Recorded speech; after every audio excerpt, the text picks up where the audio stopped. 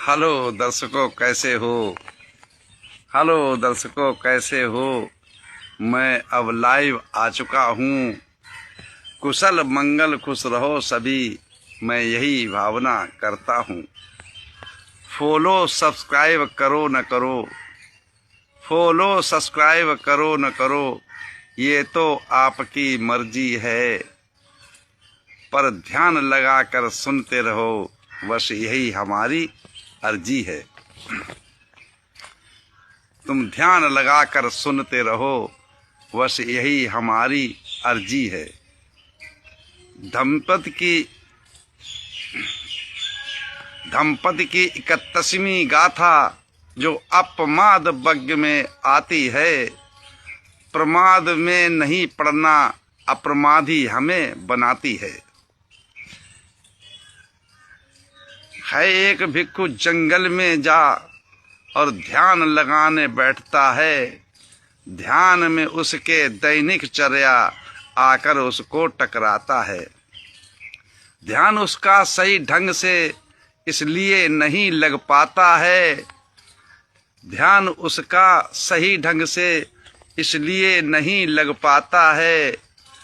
सोचता तथागत के पास जाऊं और फिर से समझना चाहता है।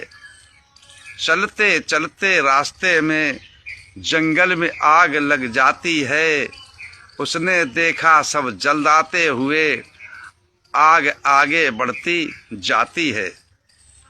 मन में उसने विचार किया, जब सब वस्तु खाक कर जाती है, मैं अपने राग द्वेष लालच मोह को भी। उसने देखा सब जलते हुए आगे बढ़ जाती है। मन में उसने विचार किया, जब सब वस्तु खाक कर जाती है, मैं अपने राग द्वेष लालच मोह को भी जलाऊंगा। वापस वहीं जाकर के और ध्यान फिर से लगाऊंगा। फिर से जाकर ध्यान लगा, अरहत पद को पाता है। जन्म मरण से छूट गया, निर्माण परम पद पाता है। एक भिक्खु जो तथागत सम्यक संबुद्ध से ध्यान साधना सीख करके जंगल में जाता है, और जिस समय जंगल में जाकर के ध्यान क्रिया लगाता है तो जो दैनिक कार्य करता रहता है, यह स्वाभाविक है। जब हमारा सीड परपज्ञ नहीं है तो तब तक हमारा ध्यानस्थ नहीं हो सकते।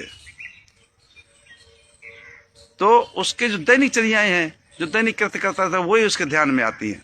सोचता है मैं भगवान तथागत समक्ष उपास के पे आकर फिर से दोबारा सीख करके आऊं।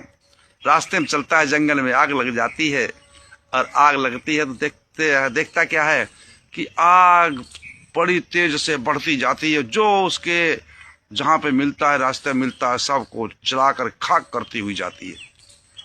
जब ये नजारा देखा, देखते देखते उसने तो विचार किया, अपने मन में विचार किया कि अगर ये आग जो छोटी हो बड़ी हो, हर वस्तु को जलाती जाती है, अगर मैं दृढ़ संकल्प साथ लूं, बैठूं ध्यान भावना पे, तो मैं अपने राग द्वेष मोह लालच लोभ को क्यों नहीं जला सकता? ईर्ष्या को क्यों नहीं जला सकता? तृष्णा क्यों नहीं मार सकता? वहीं से पुनः वो प्राप्त वापस लौट जाता है, और जहां पर ध्यानस्थ होकर के बैठा था उसी जगह पर जाकर के पुनः ध्यानस्थ होता है, और अपने अंतःकरण की जितने राग द्वेष मोह लोभ लालच ईर्ष्या तृष्णा खिंचाव तनाव बेचैनी विचकिन्ना, इनके सबको नष्ट कर देता है, जला देता है। अप्रमादी हो जाता है, आलस्य रहता है, वीरवान हो जाता है, ज्ञानवान हो जाता है, प्रज्ञावान हो जाता है, और निर्वाण पथ के नजदीक पहुंच जाता है।